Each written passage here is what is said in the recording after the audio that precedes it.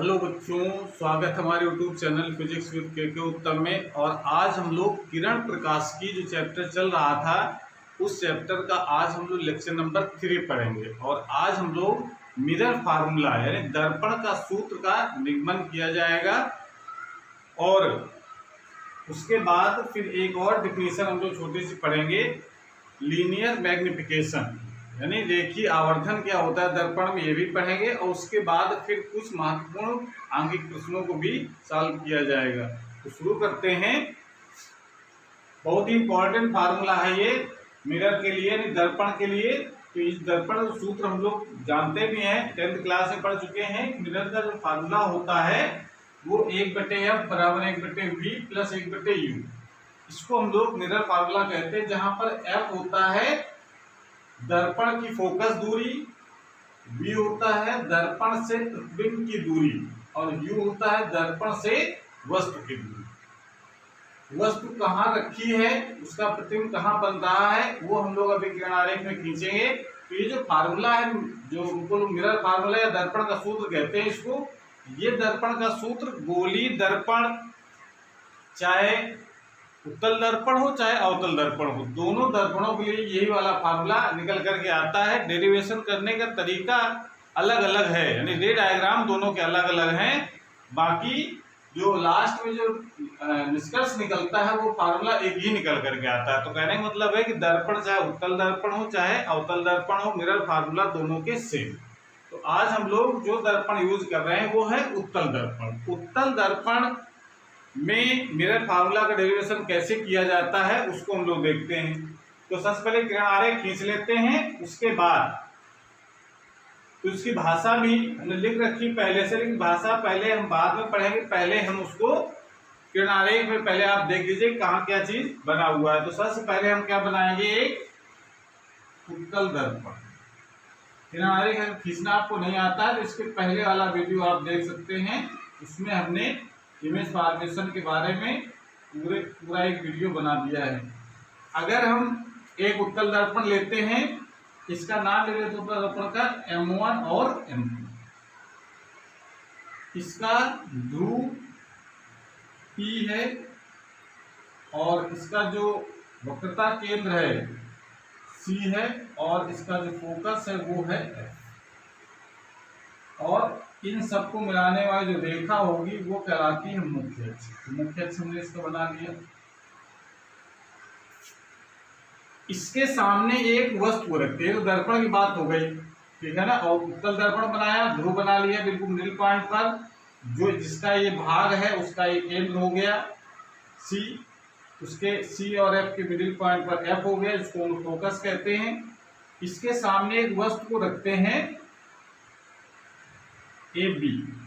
ये वस्तु है जिसकी दूरी है, दूरी हम कहाँ से मेजर करते हैं, उसके ध्रुव से। तो ये वस्तु की जो दूरी है उसको किससे लिखा जाता है, U से। ये कहाँ दूरी पढ़ेंगे हम लोग, इसकी जो दूरी पढ़ी जाएगी वो हम लोग पढ़ेंगे यहाँ से, दर्पण के ध्रुव से। अब एक किरण को हम डालेंगे इस मुख्य अक्ष के समांतर,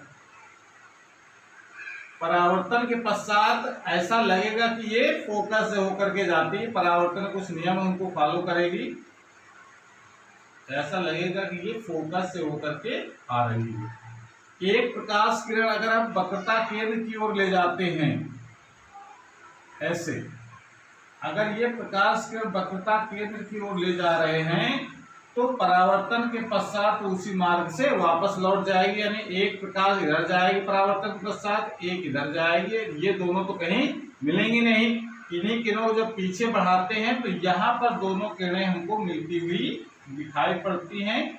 इस जगह इसका प्रतिबिंब बन जाता है A' और B'। चूंकि किरण वास्तव में नहीं मिलती हैं इसलिए यहाँ पर आभासी प्रतिबिंब बनेगा, वास्तविक प्रतिबिंब नहीं बनेगा। क्यों नहीं बनेगा, क्योंकि किरणें यहाँ पर वास्तव में नहीं मिल रही हैं, ये मिलती हुई प्रतीत होती है, इस जगह इसका आभासी प्रतिबिंब बनेगा। समझ आ रहा है। तो ये तो इसका रे डायग्राम पहले आपको बनाना है, क्लियर हो गया। अब उसकी भाषा हम लोग क्या लिखेंगे, ये आप देख लीजिए, ये जो दूरी है जो प्रतिबिंब की, उसको हम लोग किससे लिखेंगे, V से। प्रतिबिंब की दूरी, यानी ये जो दूरी है प्रतिबिंब की, ये हो जाएगी v। जो फोकस दूरी है उसको हम लोग लिखेंगे f से, और जो वक्रता त्रिज्या है उसको लिखा जाएगा c से।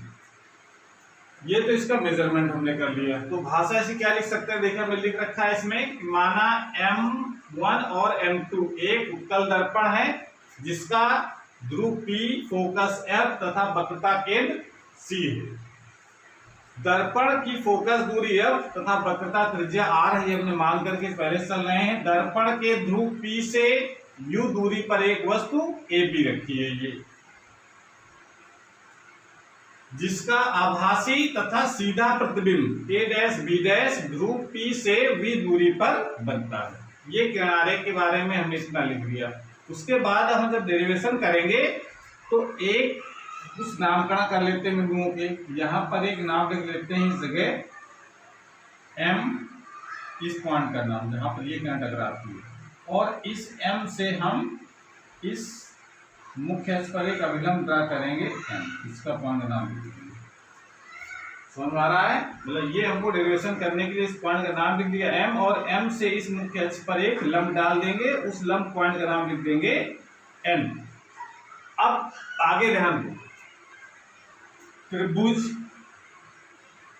अब आगे कहानी ध्यान से देखना। त्रिभुज ABC तथा ABC, ये वाला त्रिभुज दिख रहा है ABC, ये बड़ा सा त्रिभुज दिखा है, और त्रिभुज A dash B dash C, A dash B dash C, ये जो त्रिभुज हैं कैसे हैं त्रिभुज, समरूप। समकोण त्रिभुज अगर बने होते हैं दो त्रिभुज, ABC समकोण त्रिभुज है, ABC समकोण त्रिभुज बना हुआ है, A डैश B डैश समकोण त्रिभुज बना हुआ है, और ये जो कोण है वो दोनों में कॉमन है यानी बराबर है। तो किसी समकोण दो त्रिभुज अगर लेते हैं और उनमें से एक कोण तो 90 अंश का होगा इस समकोण त्रिभुज होने के कारण, और एक कोण और समकोण के अलावा एक कोण अगर और बराबर हो जाता है दोनों त्रिभुजों में तो वो त्रिभुज हो जाते हैं समरूप। तो ABC और A dash B dash C कैसे त्रिभुज बन जाएंगे, समरूप त्रिभुज होंगे। समरूप त्रिभुज की विशेषता होती है कि उनकी जो संगत भुजाएं होती हैं उनका अनुपात बराबर होता है। तो क्या लिख सकते हैं, संगत भुजाएं कौन सी लेंगे, AB upon A dash B dash, यानी समकोण बनाने वाले भुजाएं हुए दोनों की। और दूसरी भुजा कौन सी हो जाएगी, दूसरी भुजा को लिख सकते हैं हम लोग AC अपान, ये वाली पूरी भुजा ले सकते हैं हम लोग मुख्य अक्ष वाली, और दूसरी मुख्य भुजा कौन सी हो जाएगी, A डैश C, ये वाली भुजा हो गई। ठीक है, इसको हम डाल लेंगे इक्वेशन नंबर फर्स्ट। उसके बाद दूसरे त्रिभुज पर ध्यान देना है, जो हमने एक लंब बनाया हुआ है उस लंब, और देखो त्रिभुज का नाम लिख रहे हैं त्रिभुज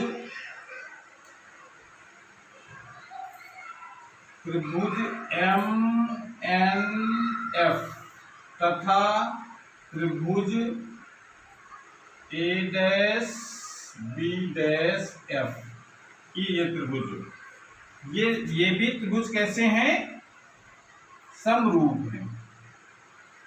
इसमें वही कंडीशन फॉलो हो रही जो ऊपर वाले में फॉलो हो रही थी, समरूप है। समरूप त्रिभुज क्यों है, क्योंकि ये देखो ये भी समकोण त्रिभुज है और ये भी समकोण त्रिभुज है, और ये जो कोण है F पर जो बना हुआ कोण है ये भी उभयनिष्ठ है। इसका ये त्रिभुज कैसा हो जाएगा, समरूप। और समरूप त्रिभुज की विशेषताएं, संगत भुजाओं का अनुपात, तो संगत भुजाएं कौन से ले सकते हैं, MN अपान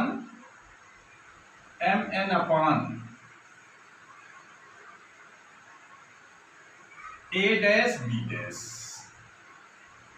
उसको NM लिख सकते हैं, कोई दिक्कत नहीं है, जो भी आप लिख सकते हैं। NM क्रम से लिख रहे हैं तो NM upon A dash B dash equal to, इसमें NF upon A dash F, N F upon A dash F.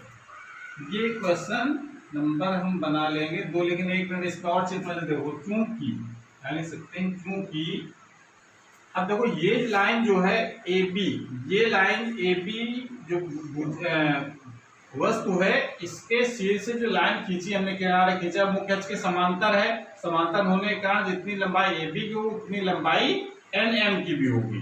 तो लिख सकते हैं क्योंकि एन एम बराबर ए बी,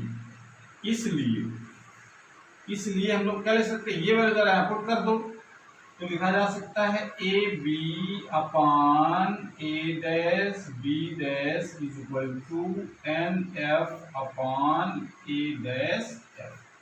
ये डाल देंगे क्वेश्चन नंबर 6।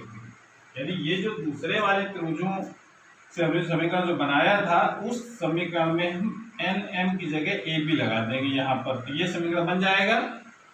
अब समीकरण नंबर 1 और 2 को जरा ध्यान से देखो, दोनों के हमारे 1 और 2 के जो लेफ्ट साइड है वो इक्वल हैं, तो इसका मतलब राइट साइड भी इक्वल हो जाएंगे। इसको नोट कर लीजिए पहले, उसके बाद फिर आगे करते हैं।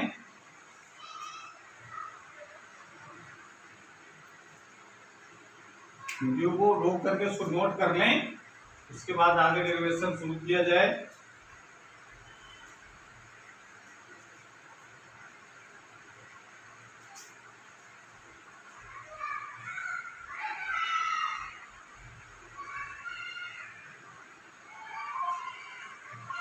तो क्या लिख सकते हैं, समीकरण 1 तथा 2 से,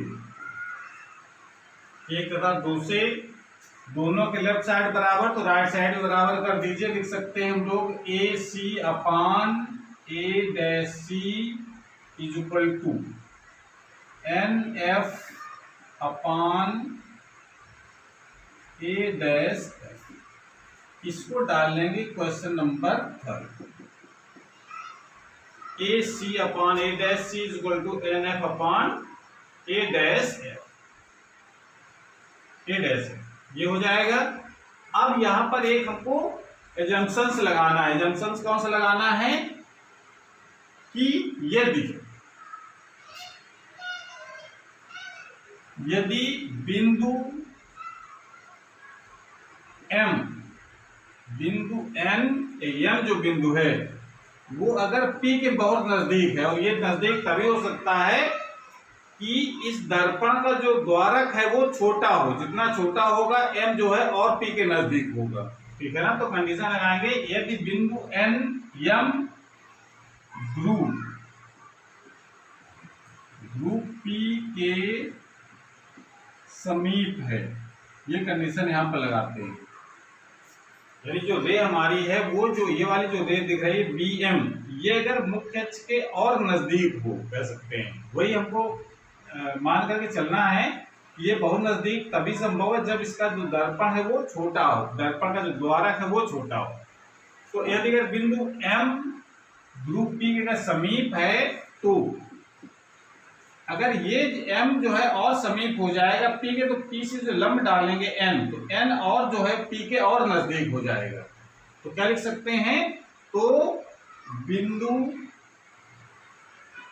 N ध्रुव P के ध्रुव P के अति समीप होगा, ये कंडीशन अगर ये बहुत अगर नजदीक हो जाएगा तो जो दूरी अभी हम NF कह रहे थे वो दूरी हम सीधे PF कहेंगे।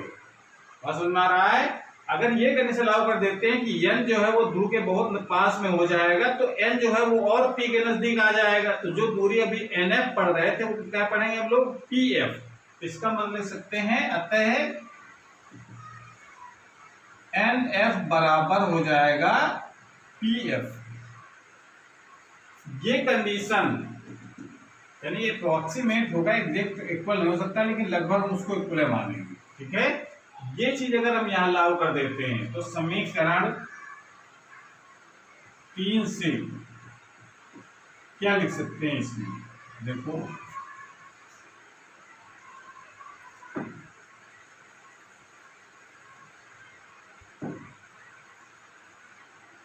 समीकरण नंबर 3 से ये जो NF की जगह हम PF लिख दीजिए तो बन जाएगा AC upon A dash C is equal to NF की जगह लिख सकते हैं PF upon A dash F। ये कर लिया हमने। अब फिर जरा चित्र में ध्यान दो, ये जो AC है, AC यानी A और C के बीच की दूरी, इसको हम ऐसे दो भागों में तोड़ेंगे कि वो जो वैल्यू हमको ये पता है कि वस्तु की दूरी, प्रतिबिंब की दूरी, फोकस दूरी, वक्रता त्रिज्या, उनमें ये टूट जाएगी। जैसे अगर हम AC को दो भागों में लिख सकते हैं PA प्लस PC, लिख सकते हैं ना, AC जगह लिखा जा सकता है AC की जगह PA प्लस PC, ऐसा लिख सकते हैं। तो यहां लिख सकते दीजिए PA प्लस PC, तो PA और PC को जोड़ देंगे तो वो AC के बराबर हो जाएगा अपान A dash C। A dash C ये जो लेंथ है इतनी वक्रता केंद्र से प्रतिबिंब की दूरी, इसको अगर हम ये लिख दें PC, इस ये जैसे निकाले पूरी डिस्टेंस PC में से PA डैश घटा दें तो क्या लिख सकते हैं PC माइनस PA डैश। ये बात समझ में आई भाई। ये टोटल जो हमको क्या लिखना था A डैश से, तो A डैश इतनी डिस्टेंस लेनी है तो हम क्या करें, इतनी पूरी डिस्टेंस में यानी PC में से PA डैश घटा देते हैं। ये PC माइनस PA डैश कर लिया हमने। उसके बाद इज इक्वल टू, ये क्यों कर रहे हैं क्योंकि दूरियां हमको लिखनी है इसमें। अब यहाँ AC जगह लिख नहीं पाएंगे इसलिए इसको तोड़ करके दो भागों में लिख लेंगे, फिर हम ये जो हमने मेजरमेंट माना है वो यहाँ पर अप्लाई करेंगे। तो PF ये तुमको पता है पहले से, PF मतलब फोकस दूरी, ध्रुव से फोकस की दूरी ये PF होता है, इसको कोई चेंज नहीं करेंगे। A dash F, A dash ये जो दूरी है A डैश F, इसको हम इतने में से हम इतनी डिस्टेंस को कम कर देंगे, क्या लिख सकते हैं PF माइनस PA डैश। ये क्लियर हो गया भाई। A डैश F है ये, A डैश F को क्या लिख सकते हैं PF माइनस PA डैश। इतना करने के बाद अब हम वैल्यू लगाएंगे PA क्या चीज है, ध्रुव से वस्तु की दूरी, ध्रुव से वस्तु क्या होती है U। चिन्ह परिपाटी के अनुसार ध्रुव से बाईं ओर नापी गई दूरियां सभी ऋणात्मक होती हैं, तो क्या लिख देंगे, चिन्ह सहित लगाएंगे। PA की वैल्यू कितनी हो जाएगी माइनस U, PA की वैल्यू माइनस U। PC क्या है, ये वक्रता त्रिज्या है, और चूंकि ये दूरी नापी जा रही है ध्रुव से दाहिनी ओर तो प्लस में लिया जाएगा, तो प्लस तो रहेगा ही और PC प्लस में हो जाएगा, तो इसके लिख सकते हैं R बटे PC। फिर यहाँ पर आ गया तो PC, फिर तो PC की जगह लिख सकते हैं हम लोग R और PA डैश क्या हो जाएगा, प्रतिबिंब की दूरी, प्रतिबिंब की दूरी किससे लिखते हैं हम लोग B से, और ये भी प्लस में रखेंगे माइनस, इसकी दूरी हर तरफ प्लस में नापी जाएगी, तो ये माइनस पहले से तो माइनस बना रहेगा यहाँ पर इज इक्वल टू, इधर तो हो गया। PF ये अवतल दर्पण है, सॉरी उत्तल दर्पण है, और उत्तल दर्पण की फोकस दूरी हमेशा प्लस में होती है, तो ये तो F हो जाएगा। PF आता है फिर PF, तो ये भी प्लस में हो जाएगा, F का मान PF और PA डैश ये क्या है, प्रतिबिंब की दूरी है, इसको हम लोग रखेंगे प्लस में। ये क्लियर हो गया। अब हम क्या करेंगे, सो नोट कर लीजिए पहले, उसके बाद R की जगह हम लोग अप्लाई कर देंगे, क्योंकि जानते हैं ना ये फार्मूला कि R इज इक्वल टू होता है 2F, यानी फोकस दूरी का 2 गुना होता है। तो ये जो कंडीशन यहाँ पे लगा देते हैं तो क्या बन जाएगा, इसको पहले लिख देते हैं 2F, R जगह 2F minus U upon 2F minus U, 2f minus u और 2f minus v is equal to f upon f minus v. ऐसा कर सकते हैं, यहां तक नोट कर लो पहले।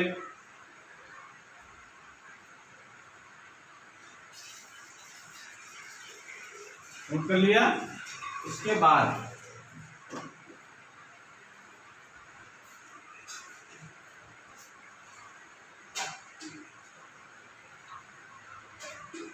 सीधे गुणा कराइए इसमें,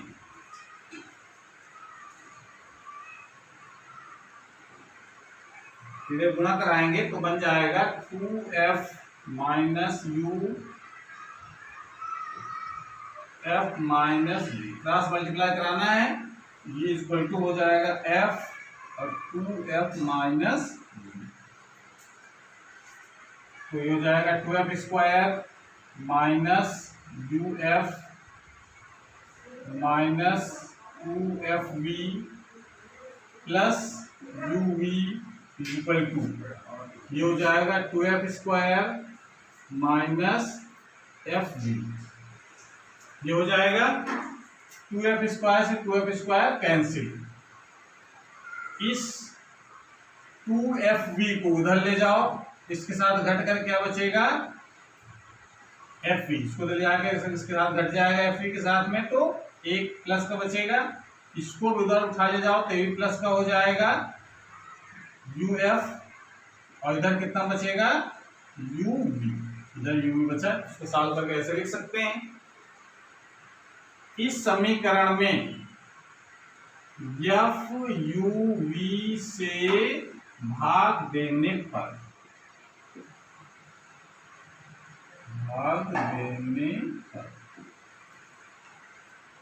भाग देने पर तो क्या हो जाएगा, भाग देखो देखो इसमें f v upon f u v plus u f upon f u v equal to u v upon f u v. यहाँ देखो एफ वी से एफ और वी कट जाएगा, यू एफ से एफ और यू कट जाएगा, और you और वी से यू और वी कट जाएंगे, तो क्या बचेगा, यहाँ ऊपर बचेगा 1, नीचे बचेगा u, प्लस यहाँ पर बचेगा 1 और यहाँ पर बचेगा v इक्वल टू 1 अपॉन, यहाँ पर 1 अपॉन f बचेगा। बस ये फार्मूला आप लिख सकते हैं, यानी क्या लिख सकते हैं, 1 upon f is equal to 1 upon v plus 1 upon, ये जो फार्मूला होता है इसी को हम लोग कहते हैं मिरर फार्मूला। तो इस प्रकार से हम इसका डेरिवेशन कर सकते हैं। इसी प्रकार से इसका अवतल दर्पण को लेकर के भी हम डेरिवेशन कर सकते हैं, लेकिन सेम आंसर आएगा। ठीक है, तो ये फार्मूला याद रखेंगे, दोनों दर्पणों को लागू होता है, चाहे उत्तल दर्पण हो चाहे अवतल दर्पण हो। ठीक है, नोट कर लीजिए इसको। उसके बाद हम लोग एक और फार्मूला पढ़ेंगे, एक डिफिनेशन के साथ में जुड़ी हुई है, जिसको हम लोग कहते हैं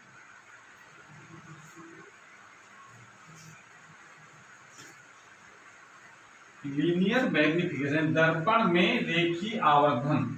ये क्या होता है, इसको हम लोग डिफाइन करेंगे, उसके बाद फिर आगे प्रश्नों किया जाएगा। तो ये लगाइए, दर्पण में रेखीय आवर्धन,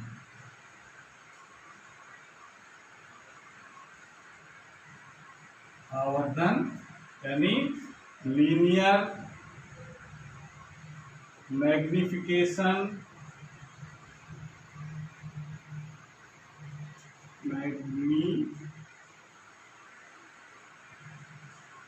लीनियर मैग्निफिकेशन इन मिरर।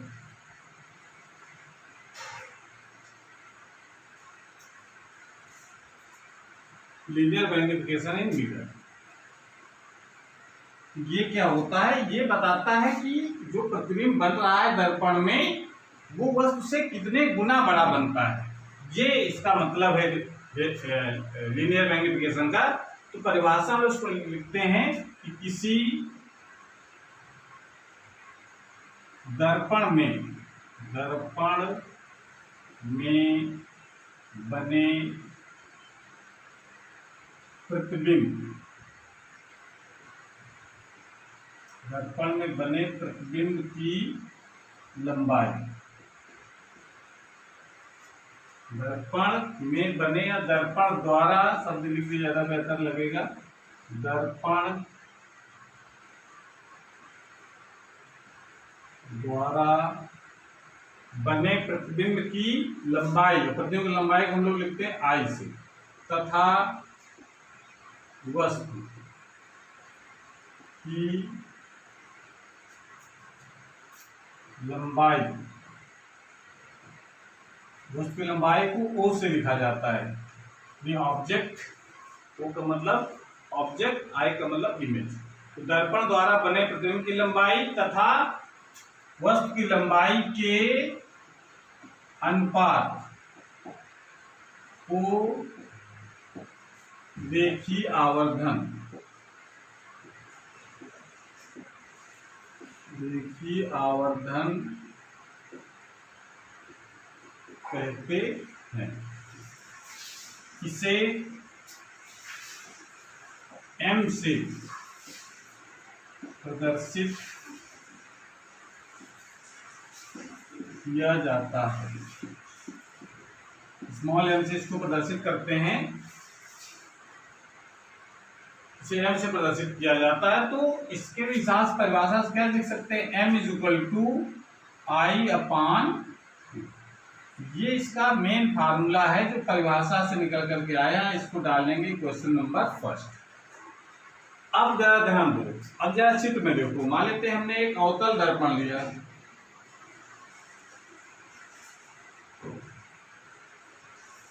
अवतल दर्पण में ये ध्रुव बना लिया एक, और इसका मुख्य अक्ष बना लिया, मुख्य अक्ष के ऊपर यहाँ पर हो जाएगा वक्रता केंद्र, ये हो जाएगा फोकस। एक वस्तु को यहाँ रख करके किनारे की तरह खींचना है, तो मुख्य अक्ष के समांतर प्रकाश किरणें खींचेंगे अवतल दर्पण से, तो ये फोकस से होकर के जाएगी परावर्तन के पश्चात, ठीक है। और दूसरी अगर प्रकाश किरण को हम इसके ध्रुव पर अगर आपतित करते हैं, तो जितना कोण ये बनता है उतना कोण बनाते हुए वो प्रकाश किरण इधर जाएगी और इस जगह दोनों मिल जाती हैं। ये जो वस्तु है ए बी, ये वस्तु हो गई जिसकी लंबाई को हम क्या लिख रहे हैं हम लोग ओ, और ये है प्रतिबिंब ए डैश बी डैश जिसकी लंबाई को हम लोग लिख रहे हैं, ठीक है। अब बात आती है यहाँ पर कि जो त्रिभुज हमको दिख रहा है यहाँ, प्रतिबिंब कैसा बना हुआ है, ये उल्टा बना है। उल्टा प्रतिबिंब अगर यहाँ पर अप्लाई करते हैं चिन्ह परिपाटी के लिए, तो ये ए डैश बी डैश की जो लंबाई है आई, वो किसमें लिखी जाएगी, माइनस में, और ए बी यानी वस्तु की लंबाई को लिखा जाएगा प्लस में, जो मुख्य अक्ष के ऊपर नापी गई दूरियां धनात्मक, जिस तरह नापी गई ऋणात्मक होती है, चिन्ह परिपाटी हम लोग जानते हैं। तो इसका मतलब है अगर प्रतिबिंब उल्टा बनेगा, और उल्टे प्रतिबिंब हमेशा वास्तविक होते हैं, तो इसका मतलब कह सकते हैं कि उल्टे प्रतिबिंबों के लिए m का मान हमेशा माइनस में रहेगा, उसको हम लिखवा देंगे अभी। और जो सीधा प्रतिबिंब बनेगा, अगर सीधा वालों को किसी पोजीशन में सीधा ही बनता है ना, लोग खींच चुके हैं, तो अगर सीधा बनेगा तो जो ए डैश बी डैश का मान जो ऋणात्मक अभी ले रहे हैं उल्टे के कारण, वो फिर हम पॉजिटिव लेंगे, सीधा बनेगा तो पॉजिटिव लेंगे, तो दो फिर m का मान क्या हो जाएगा, पॉजिटिव, ठीक है। तो ये पॉइंट हमको ध्यान रखेंगे कि जो उल्टे प्रतिबिंबों के लिए कह सकते हैं चिन्ह परिपाटी के अनुसार, अब यहाँ पर लिख लीजिए चिन्ह परिपाटी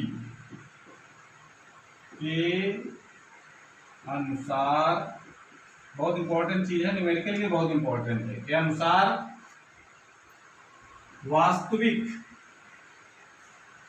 वास्तविक तथा उल्टे प्रतिबिंबों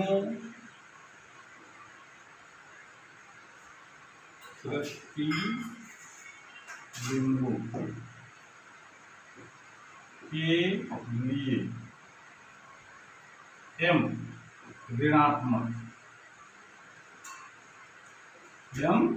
ऋणात्मक तथा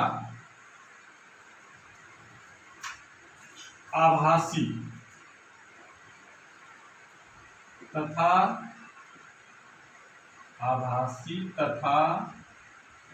सीधे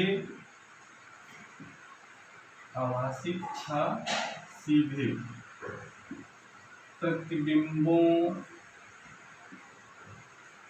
के लिए m धनात्मक होता है। यहां से ये बात क्लियर हो गई। अगर m का मान ऋणात्मक है तो इसका मतलब है पक्का हमको पता चल रहा है कि प्रतिबिंब कैसा बन रहा है, वास्तविक बनता है, उल्टा बनता है। और अगर m का मान धनात्मक अगर आता है या धनात्मक क्वेश्चन में कह रहा है तो प्रतिबिंब हमको पता है प्रतिबिंब कैसा बनेगा, आभासी और सीधा। तो ये चीज हमको m से पता चल जाएगा प्रतिबिंब आभासी है कि वास्तविक है। बस हमको ये बात हम ध्यान रखनी है, ठीक है। यानी उल्टे प्रतिबिंब के m का मान ऋणात्मक और सीधे प्रतिबिंब के m का मान धनात्मक होता है। नोट कर लीजिए इसको। उसके बाद इसमें एक फार्मूला और हमको आगे बढ़ना है, तो नोट कर लें पहले। उसके बाद फिर हम लोग आगे बढ़ेंगे। तो इस चित्र में जरा देखो,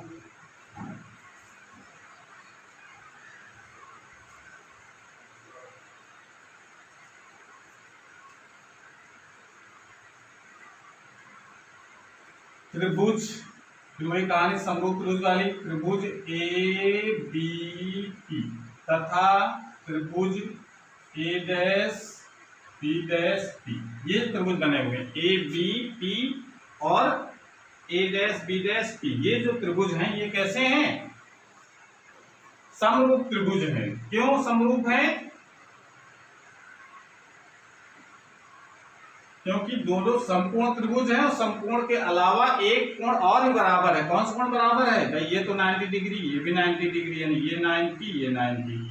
ये जो कोण है और ये जो कोण है ये दोनों बराबर होंगे, क्योंकि दोनों ये एक आपतन कोण है और एक परावर्तन कोण है। परावर्तन क्रिया में आपतन और परावर्तन कोण दोनों हमेशा बराबर होते हैं।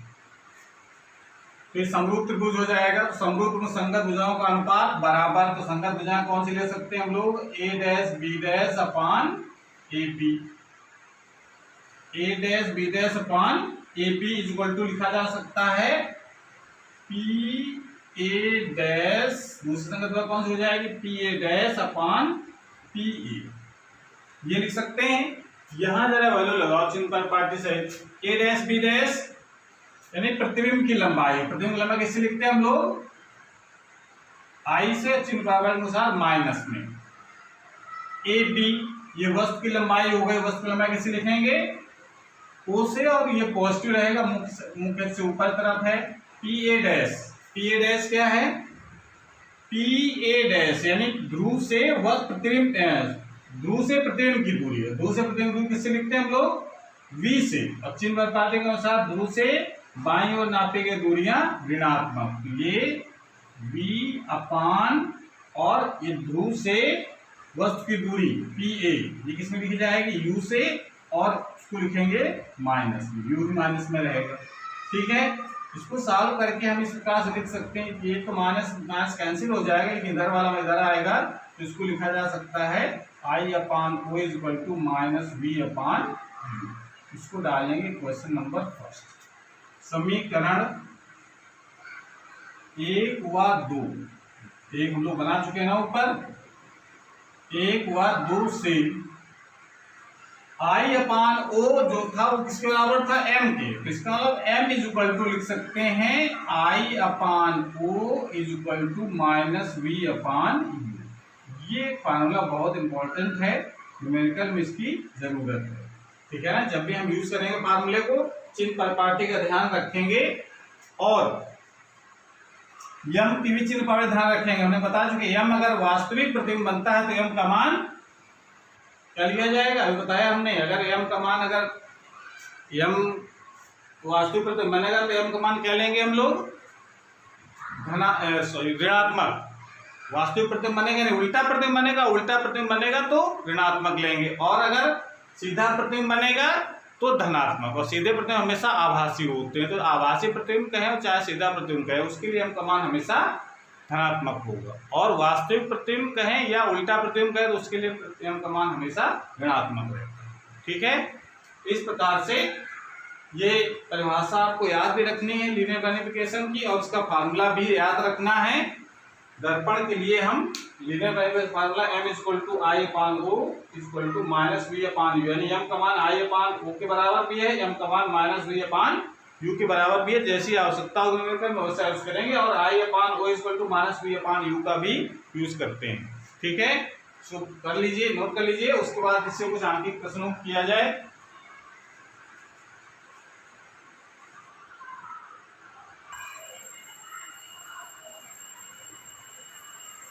तो क्वेश्चन हमारा है 50 सेंटीमीटर फोकस दूरी वाले अवतल दर्पण के सामने 25 सेंटीमीटर की दूरी पर वस्तु रखने पर प्रतिबिंब कहाँ व कैसा बनेगा। यानी प्रश्न हमारा क्या है कि अवतल दर्पण के सामने एक वस्तु रखी है 25 सेंटीमीटर दूरी पर, तो वस्तु की दूरी हम लोग किससे लिखते हैं, u से, और u का मान चिन्ह परिवर्तन से हमेशा माइनस में लिया जाता है, तो -25 सेंटीमीटर ये हो जाएगा।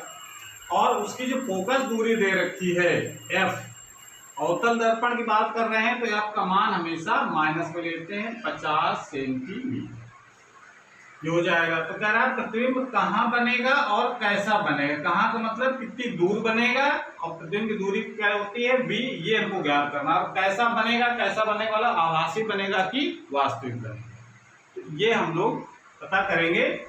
तो बहुत सिंपल है, इसमें तो फार्मूला क्यों लगाना है, दर्पण का सूत्र लगा लीजिए, 1/f बराबर 1/v प्लस 1/u। 1/f का मतलब 1/-50, जो नहीं पता होता उसमें कोई चिन्ह पर पार्टी लगाते हैं। तो 1/v हमको निकालना है, और प्लस 1/-25, इसको सॉल्व करिए। 1/v हो जाएगा, ये माइनस का आएगा, इधर आएगा तो प्लस का हो जाएगा 1/25, और माइनस का 1/50। अब इसको ज़्यादा उत्तम लेकर के इसको सॉल्व करो तो कितना हो जाएगा, 50, 2 - 1, यानी ये आ जाएगा किसके बराबर, 1/v के बराबर आ जाएगा। यानी 1/v को लिख सकते हैं 1/50, प्लस का आएगा, v की वैल्यू आएगी 50 सेंटीमीटर। अब देखो v की वैल्यू आए किसमें है, v की वैल्यू आए किसमें है, प्लस में, और प्लस में अगर v की वैल्यू आ रही, इसका मतलब है कि प्रतिबिंब जो है वो दर्पण के पीछे बनेगा, और दर्पण के पीछे का प्रतिबिंब बनेगा अवतल दर्पण में, तो हमेशा कैसा बनता है, आभासी प्रतिबिंब बनेगा। ठीक है, तो इसका क्या लिख सकते हैं, प्रतिबिंब इतनी दूर बनेगा और कैसा बनेगा, आभासी, आभासी प्रतिबिंब बनेगा। और ध्रुव से या दर्पण से कह सकते हैं 50 सेंटीमीटर की दूरी पर बनता है। तो क्लियर हो गई। इस प्रकार से ये हम लोग क्वेश्चन को सॉल्व कर सकते हैं। नोट कर लीजिए, उसके बाद अगला क्वेश्चन किया जाए। नोट कर लिया,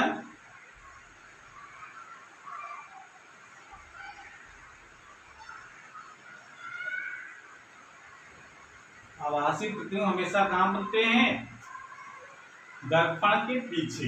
अवतल दर्पण की बात करेंगे, दर्पण के पीछे, उत्तल दर्पण में भी दर्पण के पीछे बनेगा।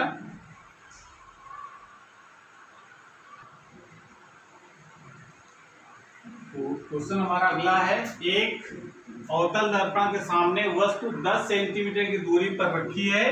यदि दर्पण वस्तु का 3 गुना बड़ा वास्तविक प्रतिबिंब बनाए तो दर्पण की वक्रता त्रिज्या ज्ञात कीजिए। तो वक्रता त्रिज्या हम जानते हैं कि फोकस दूरी की 2 गुनी होती है।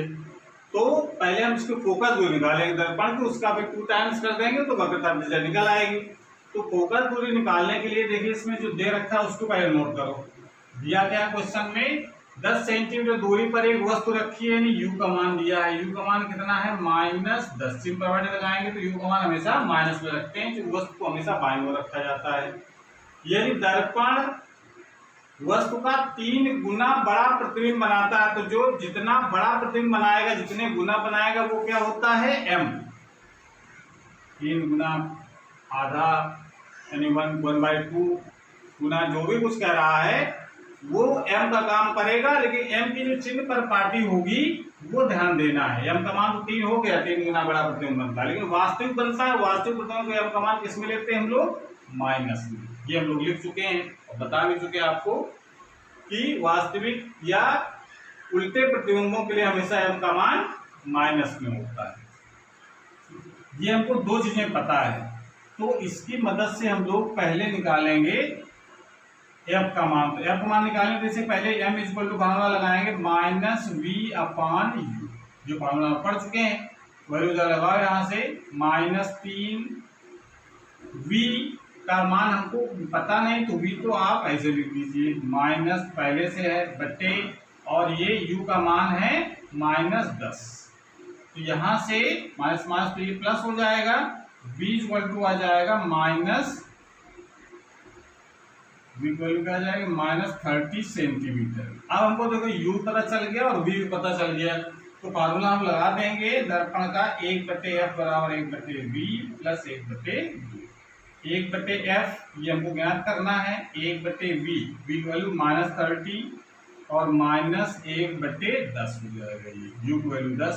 इसको सॉल्व करेंगे तो ये हो जाएगा, एलसीएम आ गया इसका 30 -1 और माइनस के 3, ये हो जाएगा